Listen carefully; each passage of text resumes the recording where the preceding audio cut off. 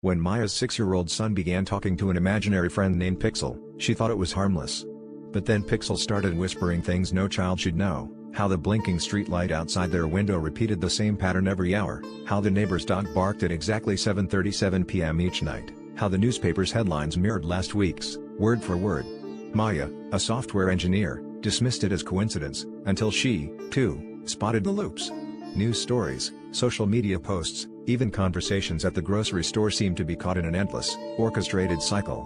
When Pixel warned, the simulation's patch is unraveling, Maya began to wonder if her son's friend was the only one who could see the seams in their world. Half a country away, in the town of Larkspur, the clock tower's hands froze at midnight and never moved again. Days blended together. Nobody aged. When Sarah leafed through her journal, she realized the last entry was from 10 years ago, though she remembered writing it just yesterday. Children remained children, their parents never grew older, and the seasons spun without consequence. It was as if Larkspur had been forgotten by time, a bug in the code, perhaps, or a patch that stalled. Sarah began to search for answers, but the townsfolk only shrugged, unable to recall anything out of the ordinary. In the silence, she wondered if they were all just characters left running in someone's abandoned simulation. In a bustling city, Raj always considered himself just another face in the crowd. But one morning, as he handed a coffee to his usual customer, she paused and looked him in the eye. "Do you ever feel like you're only real when someone's watching?" she asked, voice trembling.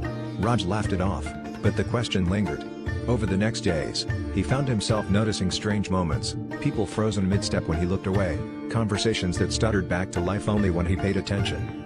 The realization struck, was he the observer, or the observed? And if he started asking questions, would anyone answer? Meanwhile, at the far edge of the observable universe, Dr. Liu and her team stared at data from the new telescope. There, in a patch of sky, the laws of physics seemed to falter, light bent at impossible angles, colors faded into static, and stars appeared and vanished without warning. "It's like a rendering error," Liu whispered, awed and frightened.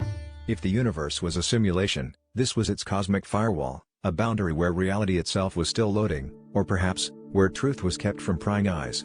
As the imaginary friend might have said, some doors are not meant to be opened. But what happens when you find the key?